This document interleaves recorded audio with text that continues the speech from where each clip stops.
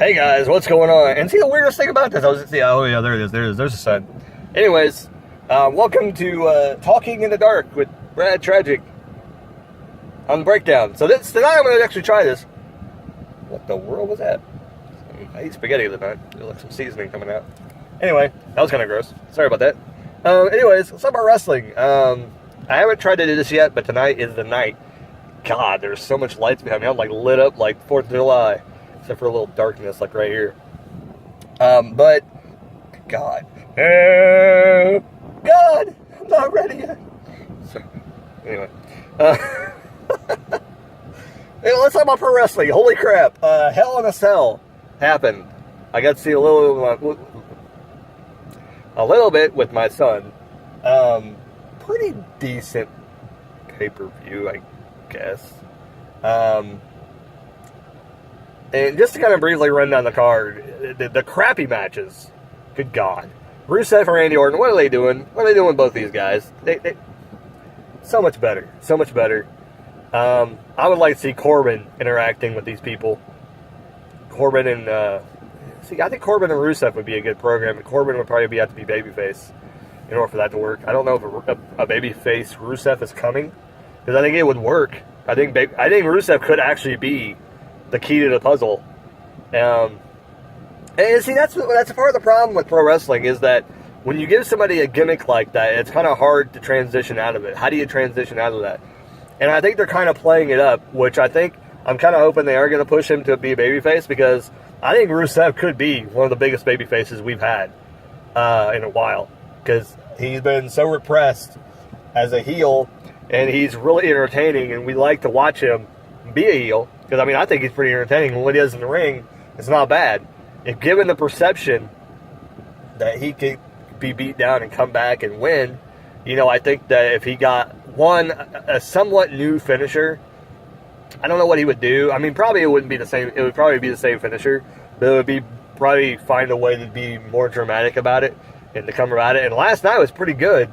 The way him and Orton kind of transfer back and forth. So I would be interested if this feud continued.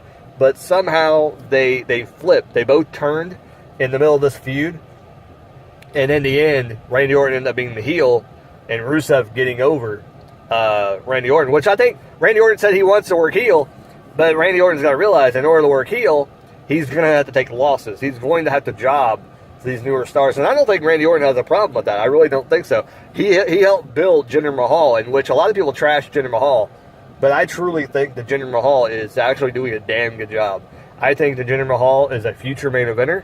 I think he can do a lot. It matters. I think the Singh brothers should never leave his side. If they do leave his side, he needs to get a valet. So the only way that something could happen is if the Singh brothers go on to be a tag team. And the way they would have to do that is for basically him to feed them to somebody. Like, I could see something like...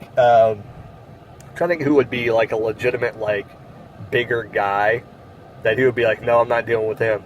It would kind of have to be like Braun Strowman, like him being with them and going to Monday Night Raw, or Braun Strowman coming SmackDown, which I think would be a disaster. That wouldn't work at all. But I think if Jinder went to Raw and took the Singh brothers with him, they all went to Monday Night Raw. He feeds them to Braun Strowman. They get mad, and it's kind of me booking them, but. Just briefly, I could tell you that that's what I would do.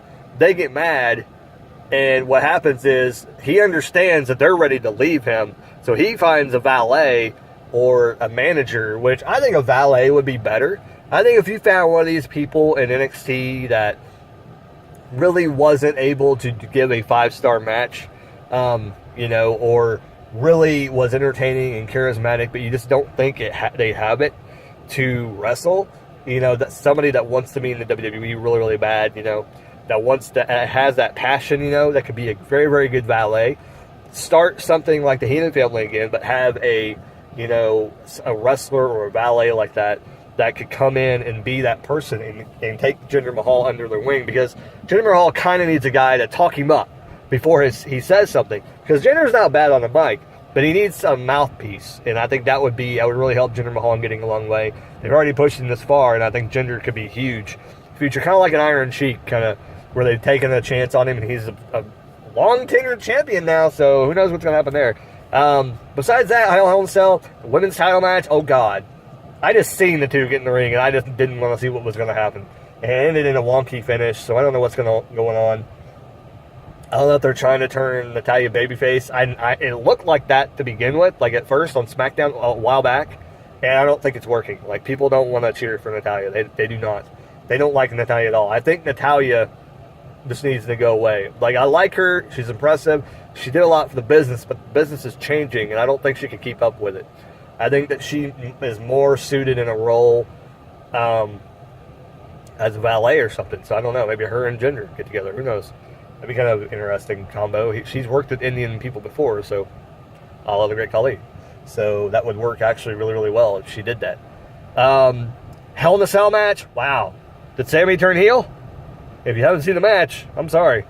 Is Sammy heel? That's my question. And if Owens is moving to Raw, which the rumors are suggesting, so what I was telling my son is it looks like that might be what happens, and then that kind of underlying feud will happen with Sammy on SmackDown and Shane, so that feud will kind of be moved over to Shane and Sammy. That probably won't be as intense, but it'll be like Shane's punishing him like week in, week out, and maybe like culminate at WrestleMania, because that would be an interesting feud to have some kind of match with them, like Falls Count Anywhere at WrestleMania. No Hell in a Cell, but you know what I'm saying.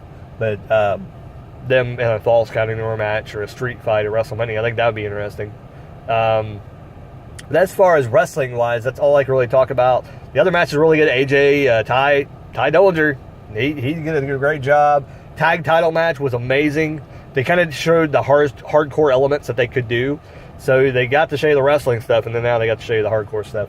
I'll talk more about Hell in a Cell, but yeah, pretty much just wanted to shoot a really quick video up and see if this works so I can upload to my other channel from my phone. I'm pretty sure it will. But I wanted to shoot the short little video up talking about wrestling. Wrestling's cool. I don't know what people are bitching about. Wrestling's awesome. Raw is kind of boring. Like, I don't want to watch Raw. But then again, it seems like when there's a pay-per-view going on, the first couple weeks is just boring, and the last couple weeks, it just kicks up a notch. But anyways, I'm going to end it here. I got to get into work. Talk to you guys later. Keep rocking, and keep on watching wrestling.